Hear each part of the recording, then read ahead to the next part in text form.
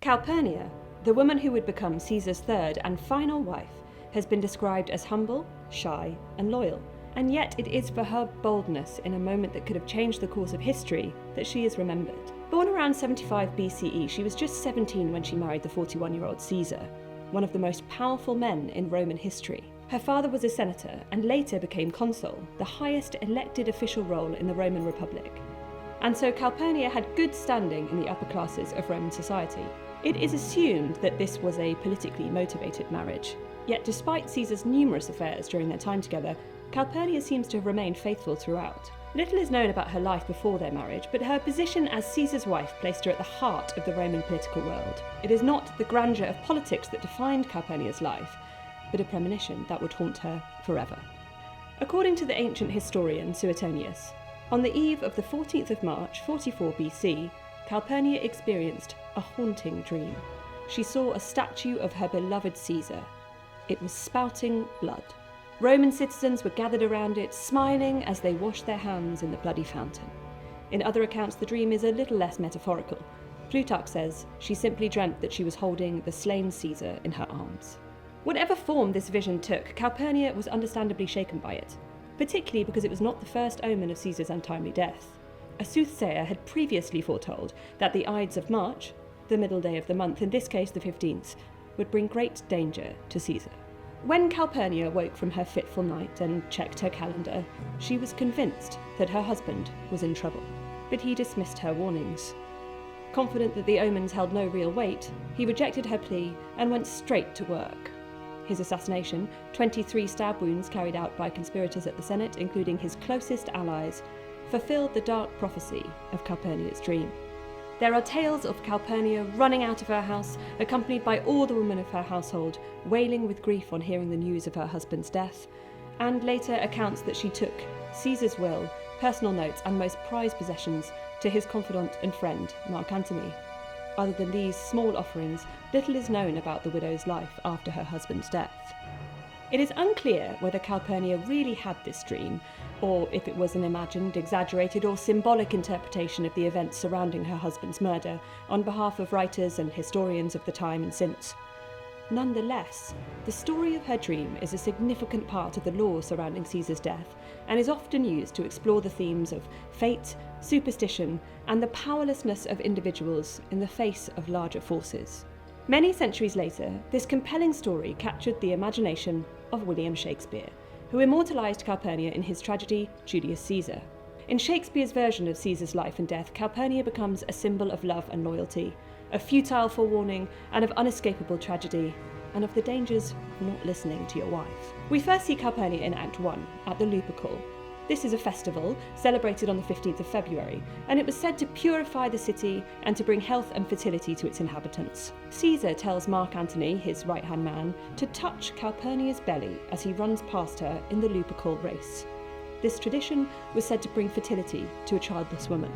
Why Shakespeare felt the need to announce Calpurnia's childbearing status at this point in the play is anyone's guess, unless it is all a grand act of foreshadowing. Calpurnia is displayed as barren, powerless and silent here, her future committed to the whims of the men around her, and things don't get much better for her as the story unfolds. We do not see any more of Calpurnia until Act 2, Scene 2. Evidently inspired by Suetonius' version of events, Shakespeare dramatises the moment when Calpurnia describes her dream to her husband. What mean you, Caesar? Think you to walk forth? You shall not stir out of your house today. Caesar, I never stood on ceremonies, yet now they fright me. There is one within, besides the things that we have heard and seen, recounts a most horrid sight seen by the watch. A lioness hath whelped in the streets, and graves have yawned and yielded up their dead. Fierce, fiery warriors fought upon the clouds, in ranks and squadrons and right forms of war, which drizzled blood upon the Capitol. The noise of battle hurtled in the air, horses did neigh, and dying men did groan, and ghosts did shriek and squeal about the streets. Oh, Caesar, these things are beyond all use, and I do fear them. She doesn't pull any punches, does she? She talks of graves, of warriors, of war and blood, of dying groans and shrieking ghosts. And yet it all falls on deaf ears. Caesar shall go forth, he he responds. When Calpurnia presses him, begging him to stay, Caesar is steadfast. Cowards die many times before their deaths. The valiants never taste of death but once, he says. A necessary end will come when it will come. We might call Caesar brave and true. We might call him downright arrogant. But Caesar is seemingly unswayable. He makes it clear that he will not succumb to cowardice and will go to the Senate to face whatever awaits him there. With great hubris, he says, "Danger knows full well that Caesar is more dangerous than he." Calpurnia tries once more to convince her love of his fate if he goes to the Senate, and of her worry that he may not be quite as invincible as he thinks he is. Alas, my lord, your wisdom is consumed in confidence. Do not go forth today. Call it my fear that keeps you in the house, and not your own.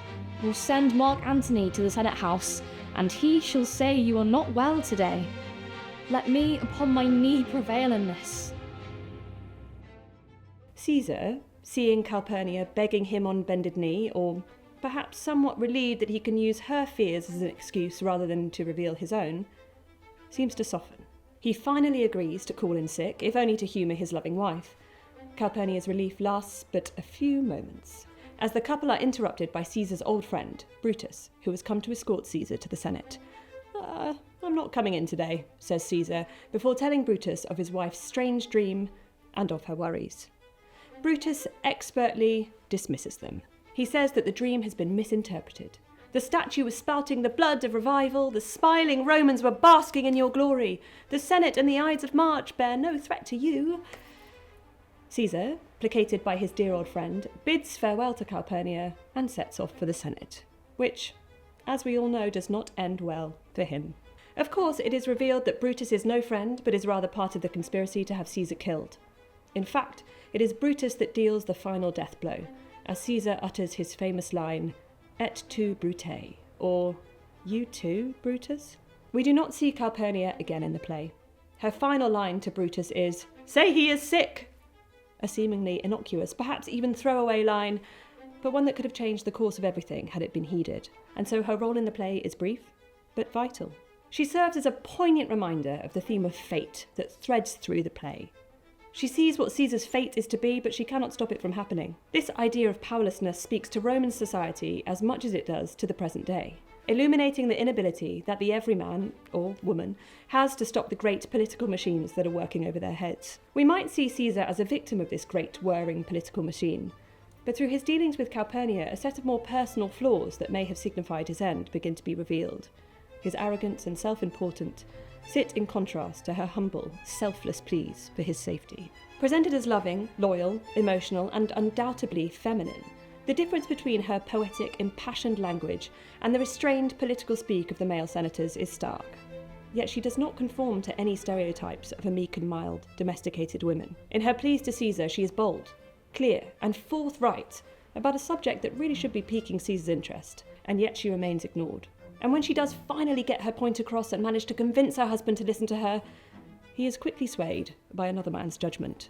As academic Jan H. Blitz asserts, Rome is a man's world. Though Calpurnia's role in history, and in Shakespeare's words, is often overshadowed by Caesar's legacy, her loyalty and tragic foresight make her an enduring figure, a woman who knew but could not change the course of destiny. Calpurnia's story is one of warning and loss, and a reminder that there are some things we are powerless to stop, but perhaps that doesn't mean we shouldn't try.